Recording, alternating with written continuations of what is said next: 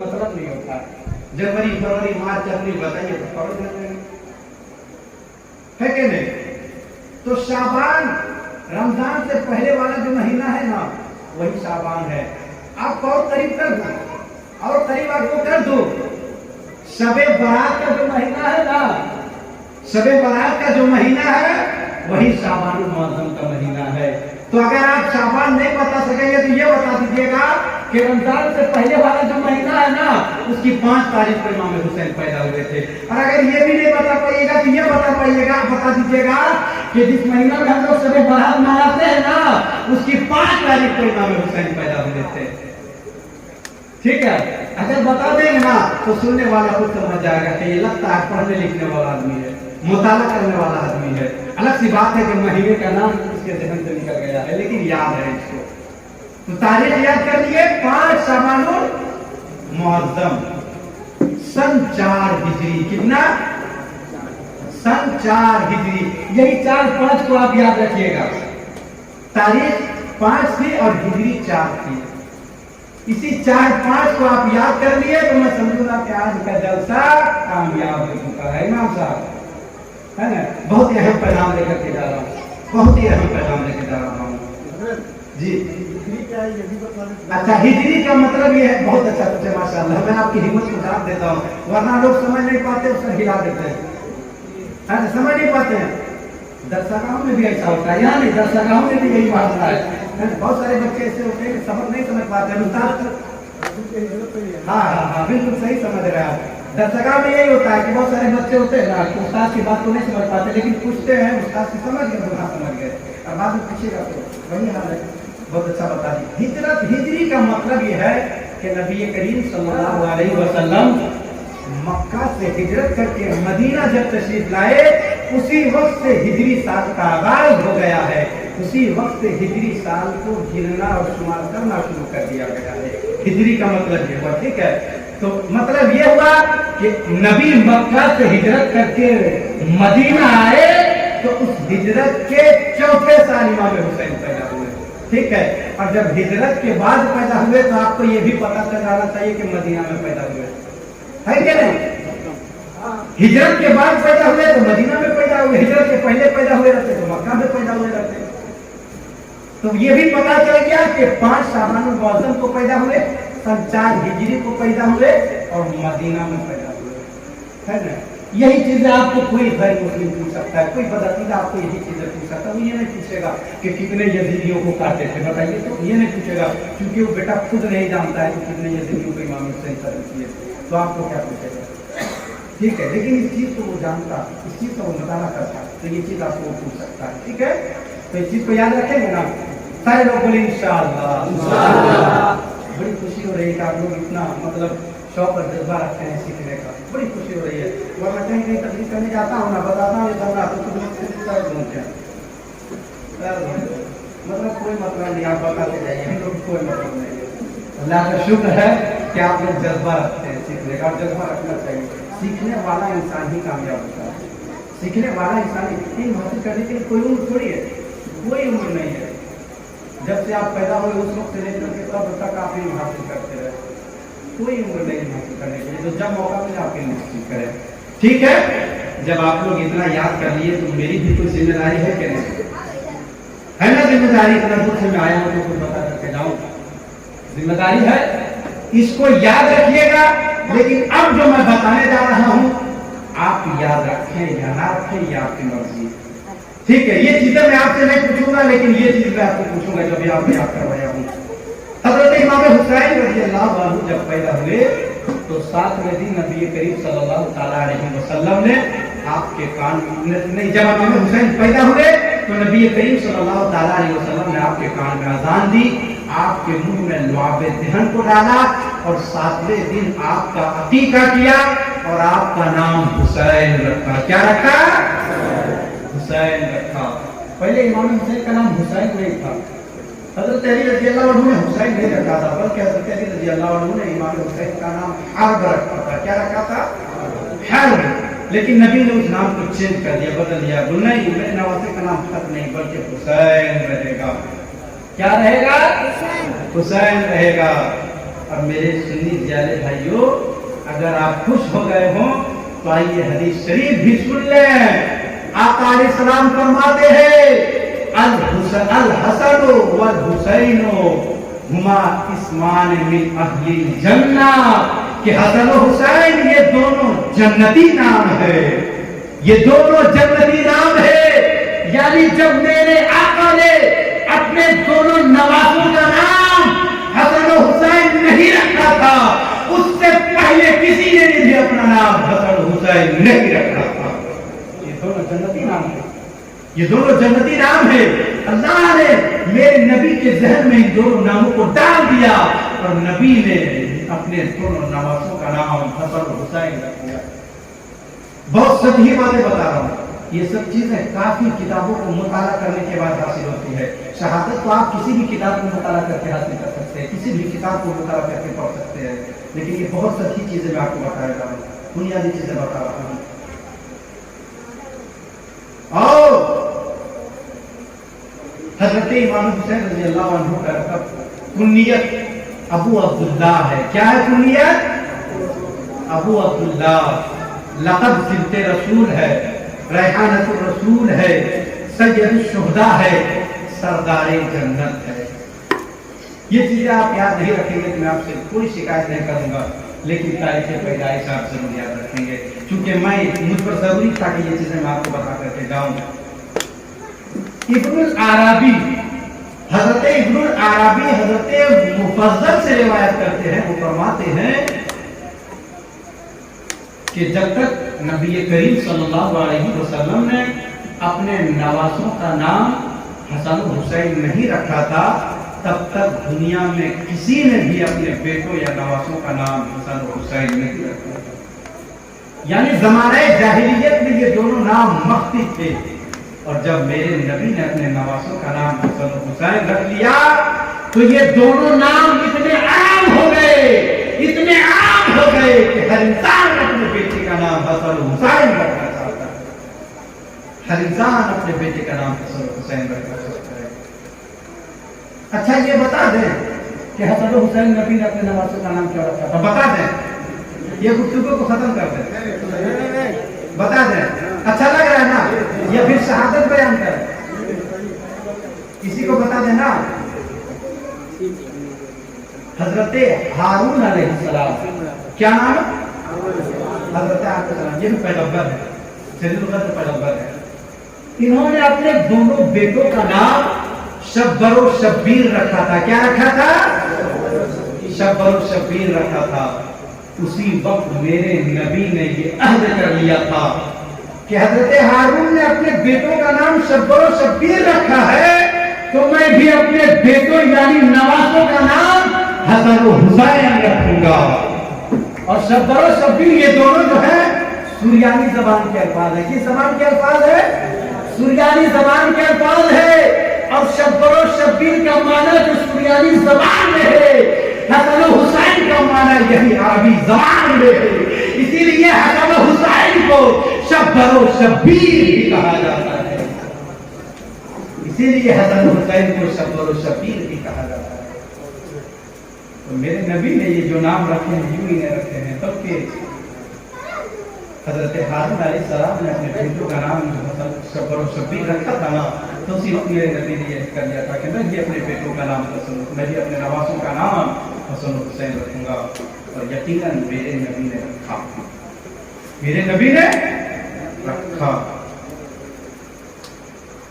آپ امام حسین رضی اللہ عنہ کے فضائل کو بارہا سنتے ہوں گے، سنتے ہیں کہ نہیں؟ بارہا سنتے ہیں، بڑی فضیلت ہے، بڑی فضیلت ہے۔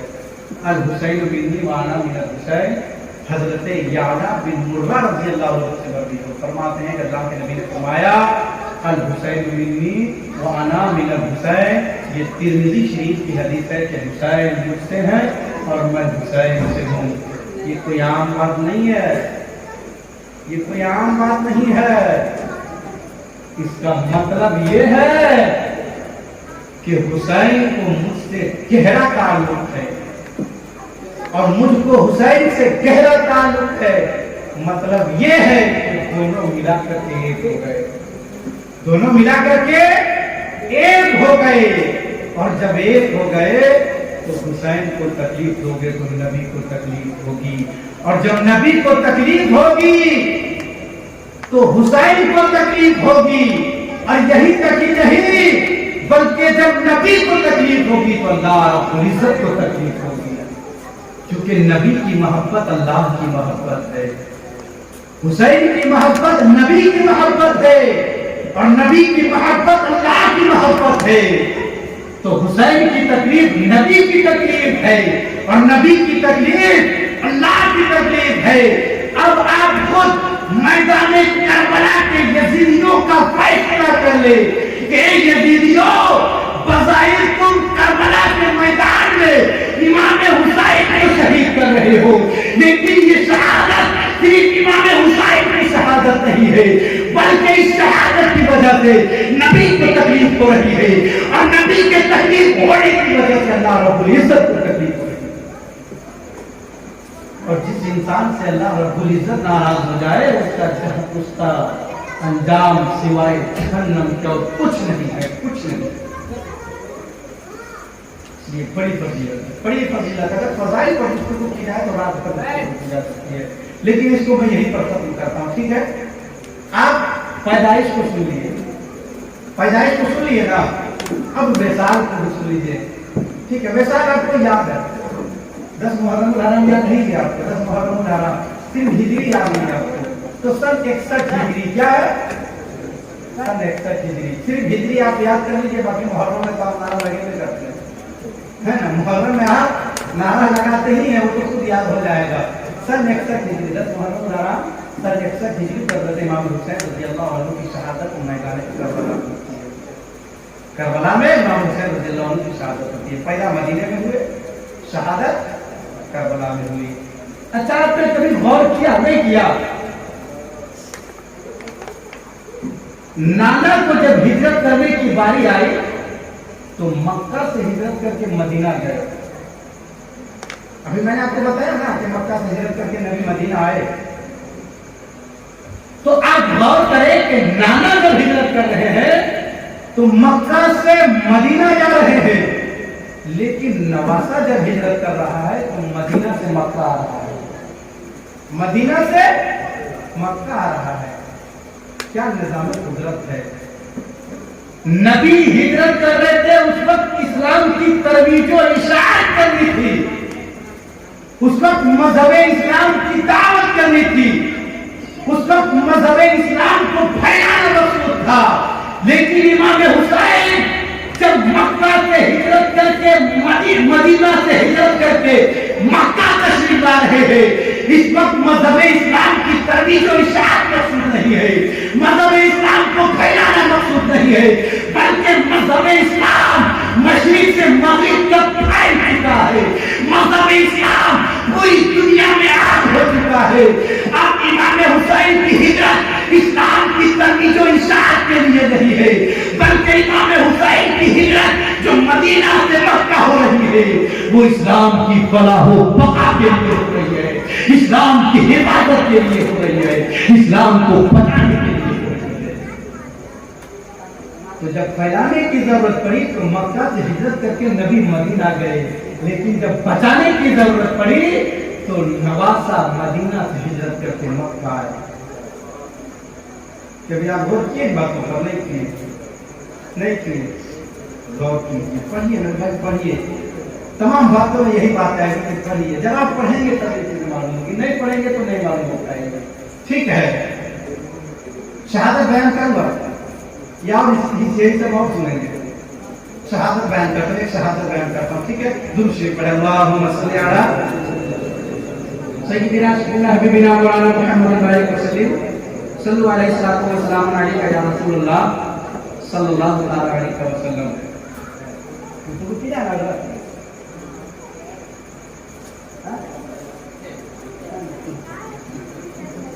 ابھی میرے پاس حضرت کی قدر ہو گیا نا، صدر صاحب یہی ہے، ہاں یہ کہہ رہے ہیں کہ کچھ دیر بولیے، کچھ دیر میں بولتا ہوں، اس کے بعد اس کو ختم کر دوں گا کیونکہ وقت بھی کافی ہو چکا ہے۔ صرف ایک شہادت بیان کرتا ہوں، مجھ سے پہلے حضرت نے حبیب ابن مظاہر کے بارے میں بیان کیا ہے، حبیب ابن مظاہر اسدی کے بارے میں حضرت نے بیان کیا ہے۔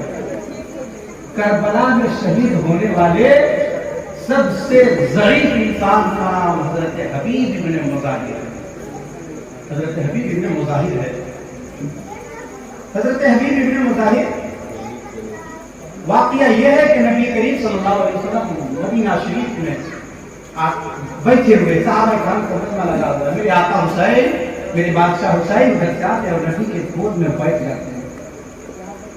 جب میرے آقا حسین نبی کی گود میں بیٹھ جاتے ہیں تو نبی پیشانی کو چومنے لگتے ہیں، ہونٹوں کو چومنے لگتے ہیں، محبت کرنے لگتے ہیں. ایک صحابی اس وقت کھڑے ہوتے اور کہتے ہیں کہ یا رسول اللہ، یہ بچہ جو ادھر بیٹھا ہے نا، اس بچے کی ایک شکایت ہے، اس بچے کی ایک شکایت ہے. تاریخ اسلام میں مورخین نے اسی بچے کا نام حبیب ابن مظاہر لکھا ہے. اسی بچے کا نام حبیب ابن مظاہر لکھا ہے. میرے نبی فرماتے ہیں بچہ اٹھ. وہ بچہ اٹھتا ہے، بولتے بتا کیا یہ تیری شکایت صحیح کر رہا ہے؟ حبیب ابن مظاہر کہتے ہیں یا رسول اللہ، یہ بات بالکل سچی ہے، یہ کام میں کرتا ہوں. میرے نبی فرماتے ہیں کہ بتاؤ یہ کام تم کیوں کرتے ہو؟ حبیب ابن مظاہر کہتے ہیں کہ یا رسول اللہ، پورا مدینہ امام حسین سے محبت کرتا ہے، پورا مدینہ امام حسین سے پیار کرتا ہے. یا رسول اللہ، میں امام حسین سے صرف محبت نہیں کرتا ہوں، صرف پیار نہیں کرتا ہوں. یا رسول اللہ، میں امام حسین سے عشق کرتا ہوں اور عاشق اپنے معشوق کے ہر آداب کو پسند کرتا ہے. اسی لیے یا رسول اللہ، میں ان کے قدموں کے نیچے سے دھول کو اٹھاتا ہوں، کبھی چہرے پہ مارتا ہوں، کبھی سر پہ ڈالتا ہوں کہ کل قیامت کے میدان میں رب تبارک و تعالی میرے اسی محبت کی وجہ سے، میری اسی عادت کی وجہ سے میری بخشش فرما دے اور جنت میں میرا داخلہ فرما دے. حضرت حبیب ابن مظاہر کی باتوں کو سننے کے بعد میرے نبی حضرت امام حسین کو ظاہر جاری کھڑا کر دیتے اور بولتے بیٹا ادھر آ، بیٹا ادھر آ. میرے نبی اپنے بازوؤں کو پھیلا دیتے ہیں. سوچئے مسلمانوں، جس کے لیے میرے نبی اپنے بازوؤں کو پھیلا رہے ہیں، کتنا قسمت کا سکندر ہوگا وہ انسان، کتنا قسمت کا دھنی ہوگا وہ انسان. میرے نبی اپنے بازوؤں کو پھیلا دیتے، بیٹا ادھر آ، ادھر آ، میرے گلے سے لگ جا، میرے سینے سے لگ جا.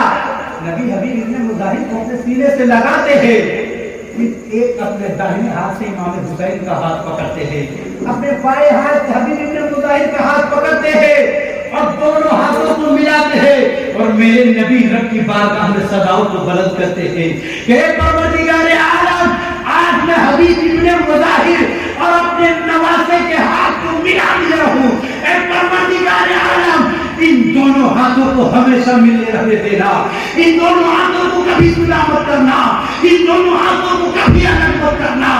یہی وجہ ہے میرے بھائیوں کہ امام حسین نے جب کربلا میں اپنی قربانی پیش کی ہے تو امام حسین کے ساتھ ساتھ حبیب ابن مظاہر نے بھی اپنی قربانی پیش کی ہے. جب حضرت امام حسین رضی اللہ عنہ مکہ سے مدینہ ہجرت کرتے ہیں تو اپنے یار کو لکھتے ہیں، کیوں میرے یار، ایسا نہیں نا کہ صرف دنیا میں مجھ سے محبت کیا کرتا تھا، صرف دنیا میں مجھ سے پیار کیا کرتا تھا، عشق کرتا تھا. آج تیرا یہ دوست ہے نا، مدینہ سے ہجرت کر کے مکہ جا رہا ہے، پھر مکہ سے پوچھا جائے گا، اور اگر تو یہ پوچھ رہا ہے نا کہ میں کیوں جا رہا ہوں تو سن لے، مجھے نانا کے دین کو بھی بچانا ہے اور نانا کی امت کو بھی بچانا ہے. اس لیے میں مدینہ سے ہجرت کر کے مکہ جا رہا ہوں، اور اگر تو چاہتا ہے کہ یاری کا دھرم رکھ لے، دوستی کی لاج رکھ لے، تو بھی میرے ساتھ مدینہ سے مکہ چل. مورخین نے لکھا ہے، تاریخ نویسوں نے لکھا ہے کہ ابھی امام حسین مکہ نہیں پہنچے تھے کہ ان کا یار، ان کا دوست ان سے پہلے مکہ میں حاضر ہو چکا ہے، پہنچ چکا ہے. مختصر یہ ہے کہ حضرت حبیب ابن مظاہر رضی اللہ عنہ حضرت امام حسین کے ساتھ کوفہ پہنچتے ہیں، کربلا پہنچتے ہیں. جب کربلا پہنچتے ہیں، عاشورہ کی رات آتی ہے، 10 محرم الحرام کی رات آتی ہے.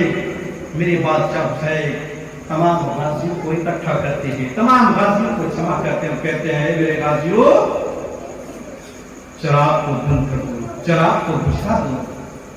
غازیوں نے چراغ کو بجھا دیا. قسم خدا کی مسلمانوں, شہادت کو سننے کے بعد دل پگھل جاتا ہے, انسان کا دل موم ہو جاتا ہے, انسان خود آنسوؤں کو روک نہیں پاتا ہے. میرے آقا بادشاہ حسین غازیوں سے خطبہ دے رہے ہیں, غازیوں کو خطاب کر کے کہہ رہے ہیں, میرے غازیوں, کل جو صبح طلوع ہونے والی ہے نا, پتہ نہیں اس صبح میں ہمارے ساتھ کیا ہوگا, ہمارے ساتھ کیا گزرے گا یہ پتہ نہیں ہے, لیکن میں اتنا ضرور جان رہا ہوں کہ یہ یزیدی کتے, یہ یزیدی بھیڑیے میرے خون کے پیاسے ہیں, یہ لوگ مجھے قتل کر لیں گے, اس کے بعد تم سے کسی چیز کا مطالبہ نہیں کریں گے, اس کے بعد تم سے کسی چیز کا معاوضہ نہیں کریں گے, اس کے بعد تم سے کوئی چیز نہیں مانگیں گے, یہ لوگ صرف میرے خون کے پیاسے ہیں. اس لیے اے غازیوں, تم لوگوں میں سے اگر کوئی جانا چاہتا ہے تو جا سکتا ہے. اے غازیوں, تم میں سے جو کوئی جانا چاہتا ہے اپنے گھر کو واپس ہو سکتا ہے, میں کسی کی کوئی شکایت نہیں کروں گا. تم میں سے کچھ ایسے ہیں جو اپنی بیٹیوں کو چھوڑ کر کے آئے ہیں, تم میں سے کچھ ایسے ہیں جو اپنے بچوں کو چھوڑ کر کے آئے ہیں, تم میں سے کچھ ایسے ہیں جو اپنی بیویوں کو چھوڑ کر کے آئے ہیں. اے غازیوں, میں نہیں چاہتا ہوں کہ میری وجہ سے تمہارے بچے یتیم ہو جائے, میں نہیں چاہتا ہوں کہ میری وجہ سے تمہاری بیٹیوں کے سر سے تمہارا سایہ اٹھ جائے, میں نہیں چاہتا ہوں کہ میری وجہ سے تمہاری بیویاں بیوہ ہو جائے. اس لیے غازیوں, تمہیں اختیار ہے, تم میں سے جو جانا چاہتا ہے جا سکتا ہے. میں تم سے کوئی شکایت نہیں کروں گا, میں تم سے کوئی گلہ نہیں کروں گا, میں تم سے کوئی شکوہ نہیں کروں گا, بلکہ اگر تمہیں یہ اندیشہ ہے کہ قیامت کے میدان میں تمہاری شفاعت نہیں کروں گا, میں تمہاری کوشش نہیں کرواؤں گا, تو یہ امام حسین کبھی جھوٹ نہیں بولا ہے, کبھی جھوٹ کو اپنی زبان سے ادا نہیں کیا ہے. آج تمہارے سامنے یہ وعدہ کرتا ہے کہ تم لوگوں میں سے جو چلا جائے گا, کل قیامت کے دن میں ان کا ہاتھ پکڑ کر کے اپنے نانا کے سامنے اس کی شفاعت کروں گا, اس کی بخشش کروں گا. اس لیے تم لوگوں میں سے جو جانا چاہتا ہے جا سکتا ہے, واپس ہونا چاہتا ہے واپس ہو سکتا ہے. حضرت امام حسین رضی اللہ عنہ کی گفتگو کے بعد غازیوں کو تھوڑی دیر کے لیے سکتہ طاری ہو جاتا ہے, سارے خاموش ہو جاتے ہیں. پھر امام حسین فرماتے ہیں کہ غازیوں, چراغ روشن کر دو. چراغ روشن کی جاتی ہے تو تمام حالت اسی طرح ہوتے, کچھ نہیں بدلاؤ نہیں ہوتا ہے, صرف ایک چیز کہ جب چراغ بجھائے گئے تھے اس وقت تمام کی آنکھیں سوکھی ہوئی تھی, تمام کی آنکھیں سوکھی تھی, لیکن جب اب چراغ کو روشن کیا گیا ہے تو تمام کی آنکھیں تر ہے, تمام کی آنکھیں بھیگی ہوئی ہے, تمام کی آنکھوں سے آنسو کے قطرے جاری ہے, آنسو کے قطرے ٹپک رہے ہیں. میرے بادشاہ حسین کی باتوں کو سننے کے بعد یہی بوڑھا ساتھی حبیب ابن مظاہر کھڑے ہوتے ہیں. جانتے ہیں, مورخین نے لکھا ہے, تاریخ نویسوں نے لکھا ہے کہ اس وقت ایک روایت کے مطابق حبیب ابن مظاہر کی عمر 75 سال ہے, اور ایک روایت کے مطابق حبیب ابن مظاہر کی عمر 72 سال ہے. آپ خود سوچ سکتے ہیں کہ 75 سال میں انسان کی حالت کیا ہو جاتی ہے, 75 سال کی عمر میں انسان کہاں تک پہنچ جاتا ہے. نہ اس کے ہاتھ کام کرتے ہیں, نہ اس کے پیر کام کرتے ہیں, جسم بالکل جھوم جایا کرتا ہے. اگر ہاتھ میں چائے کی پیالی دے دے تو ہاتھ کاپنے لگتے ہیں, پیروں سے وہ صحیح سے چل نہیں پاتا ہے. لیکن یہی حبیب ابن مظاہر اپنے لاٹھی کو زور دے کر کے کھڑا ہوتا ہے اور کہتا ہے, میرے آقا حسین, کیا آپ نے مجھے مدینہ سے مکہ اس لیے بلایا تھا اور مکہ سے ساتھ کوفہ اس لیے لایا تھا کہ کوفے میں ہم آپ کو تنہا چھوڑ کر کے چلے جائیں, ہم کوفے میں آپ کو اکیلا چھوڑ کر کے چلے جائیں. اگر کل قیامت کے دن فاطمہ الزہرا سے پوچھ لے گی کہ اے حبیب ابن مظاہر, تو دنیا میں دوستی کی آہیں بھرا کرتا تھا, تو دنیا میں یہ کہا کرتا تھا کہ امام حسین میرا یار ہے, امام حسین میرا دوست ہے, لیکن جب اس پر مصیبت آن پڑی ہے, جب وہ مصیبتوں میں گر گیا ہے تو تو اسے تنہا چھوڑ کر کے چل دیا ہے, تو اسے اکیلا چھوڑ کر کے چل دیا ہے. اے حسین, میں اس وقت حضرت فاطمہ کو کیا جواب دوں گا, اس وقت میری زبان سے حضرت فاطمہ کے لیے کون سے الفاظ نکلیں گے. ایسی آئے امام حسین جب ہم آپ کے ساتھ مکہ سے مدینہ آئے ہیں، مدینہ سے کوفہ آئے ہیں، تو جس طرح سے ہم چلنے میں آپ کے ساتھ ساتھ رہے، اسی طرح سے شہادت میں بھی آپ کے ساتھ ساتھ رہے۔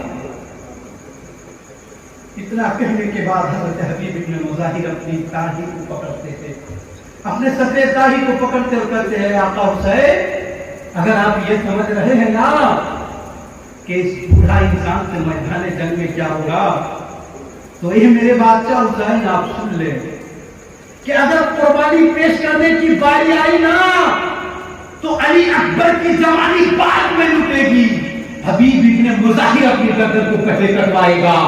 اگر قربانی کی بات آئی نا تو قاسم کا شباب بعد میں لٹے گا، حبیب ابن مظاہر اپنی گردن کو پہلے پیش کرے گا۔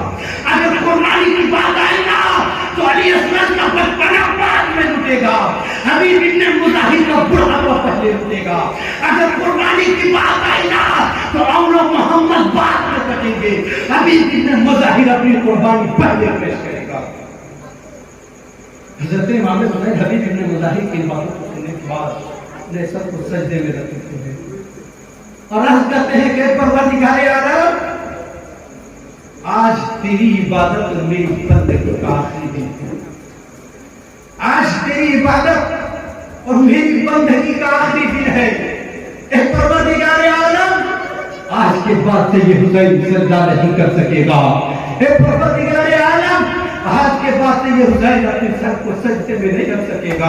اے پروردگار عالم، آج کے بعد سے یہ حسین تیری عبادت نہیں کر سکے گا، تیری بندگی نہیں کر سکے گا۔ اور اے پروردگار عالم، میں اس لیے نہیں رو رہا ہوں کہ میرے علی اکبر کی جوانی لوٹ لی جائے گی۔ اے پروردگار عالم، میں اس لیے نہیں رو رہا ہوں کہ میرے سامنے میرے بھتیجے قاسم کی جوانی قربان ہوگی۔ اے پروردگار عالم، میں اس لیے نہیں رو رہا ہوں کہ میرے سامنے میرے چھوٹے بچے علی اصغر کے بچپن کو لوٹا جائے گا۔ اے پروردگار عالم، میں اس لیے نہیں رو رہا ہوں کہ میرے سامنے محمد قربان کیے جائیں گے۔ اے پروردگار عالم، میں اس لیے نہیں رو رہا ہوں کہ میری پاک عورتوں کے سروں سے دوپٹے کو چھینا جائے گا، ان کی بے حرمتی کی جائے گی، ان کی عزت و حرمت کو پامال کیا جائے گا۔ میں اس لیے نہیں رو رہا ہوں۔ اے پروردگار عالم، میں اس لیے رو رہا ہوں کہ اے پروردگار عالم، جب میری نگاہوں کے سامنے میرے بیٹے علی اکبر کی جوانی تڑپ رہی ہو تو اس وقت مجھے صبر عطا فرمانا۔ اے پروردگار عالم، میری نگاہوں کے سامنے جب میرے جوان بھتیجے قاسم کی جوانی تڑپ رہی ہو اس وقت تو مجھے صبر عطا فرمانا۔ اے پروردگار عالم، میں اس لیے رو رہا ہوں کہ میری نظروں کے سامنے جب میرے چھوٹے بچے علی اصغر کی بچپنا تڑپ رہی ہو تم اس وقت مجھے صبر عطا فرمانا۔ اور محمد کے لاش تڑپ رہے ہو اس وقت مجھے صبر عطا فرمانا۔ میرا یار حبیب ابن مظاہر کا بڑھاپا تڑپ رہا ہو تو مجھے اس وقت صبر عطا فرمانا۔ اے پروردگار عالم، امام حسین اس لیے رو رہا ہے، امام حسین اس لیے اپنے ہاتھوں سے آنسو بہا رہا ہے، امام حسین کے ہاتھوں سے اس لیے آنسو کی دریا جاری ہے۔ اے پروردگار عالم، تو مجھے ہر حال میں صبر عطا فرمانا اور کامیابی عطا فرمانا۔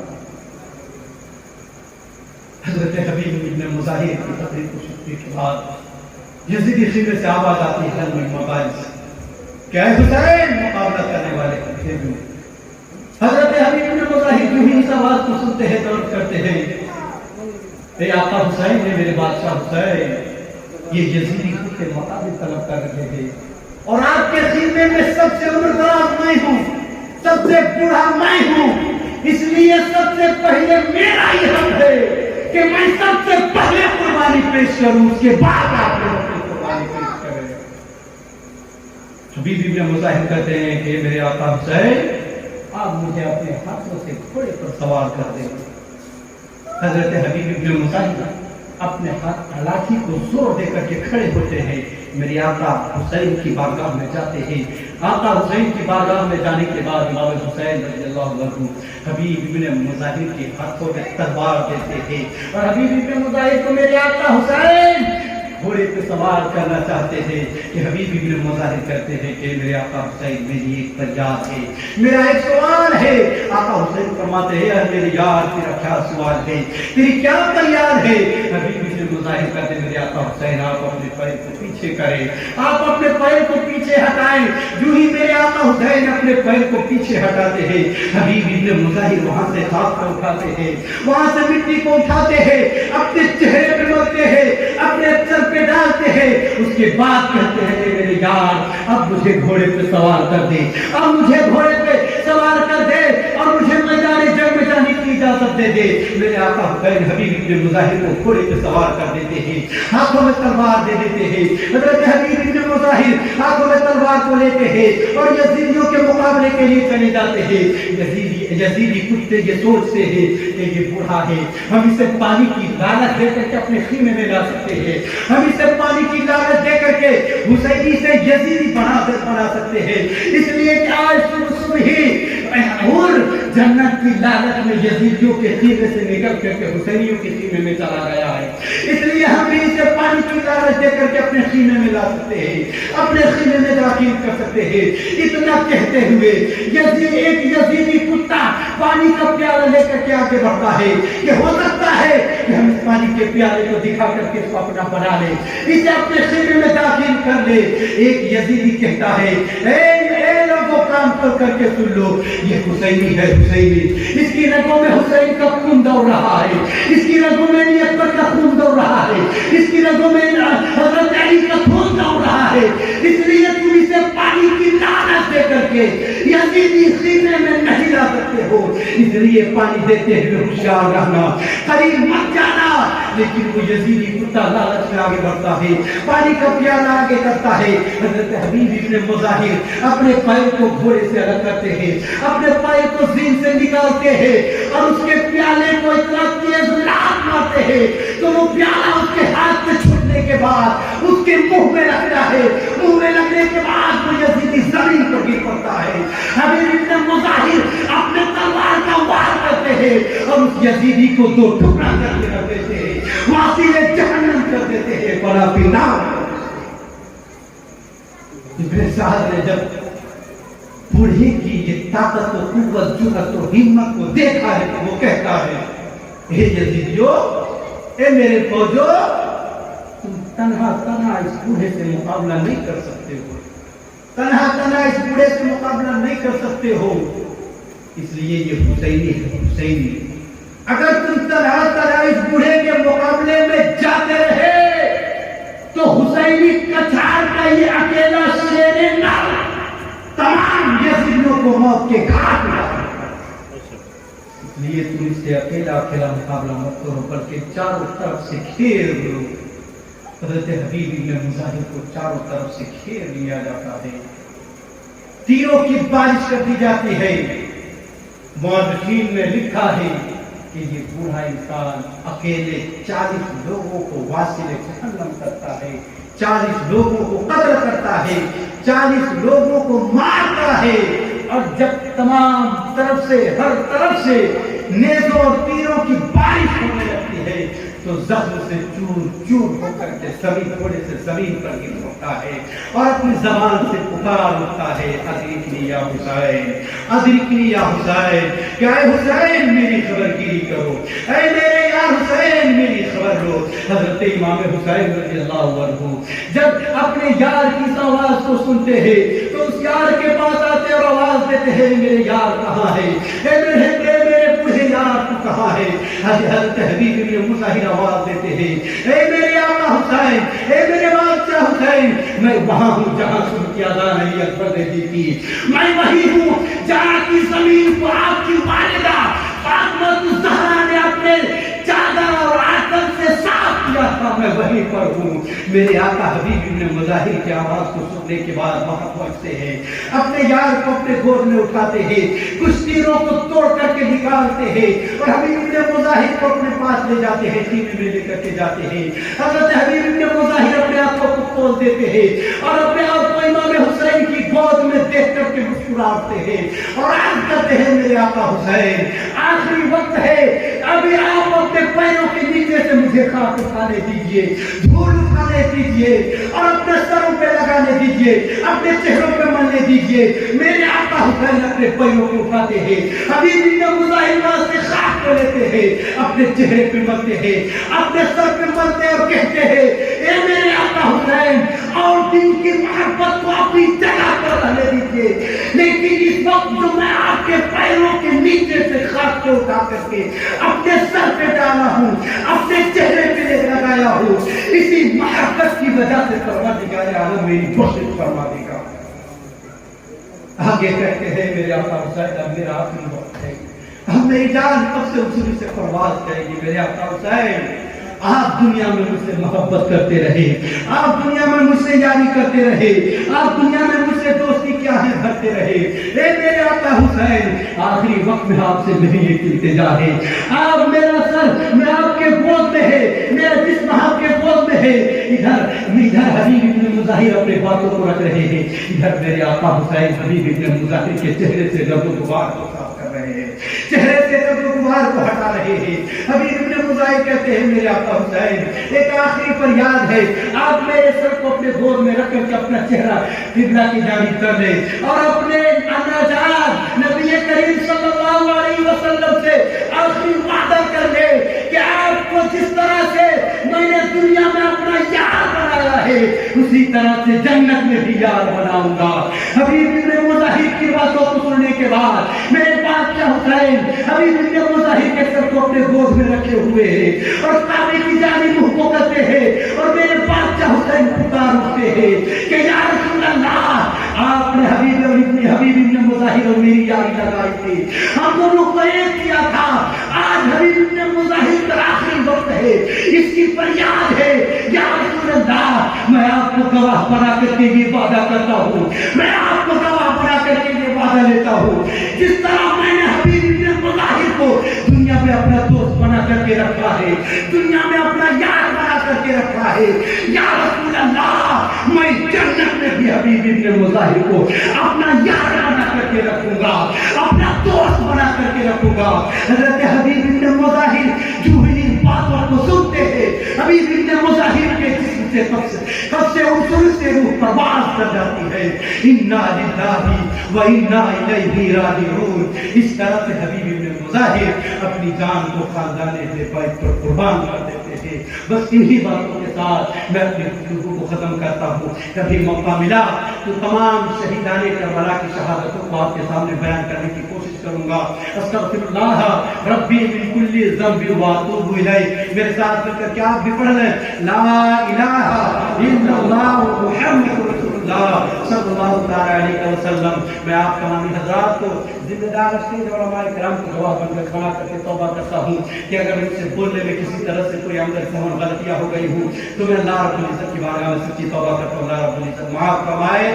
السلام علیکم ورحمۃ اللہ وبرکاتہ۔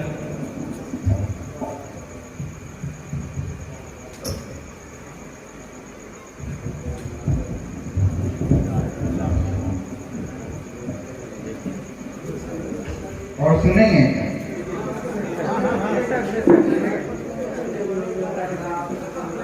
40 سال سے سنتے آ رہے ہیں، کتنا سنیے کیا بولتے ہیں اسے چھوٹا میں سنے چشمے طوفان نور کیا فائدہ گوشت کے ہی بہت ہے اگر کچھ اثر کرے، رات بھر سننے اور کچھ عمل ہی نہیں کریں تو کوئی فائدہ ہے کیا؟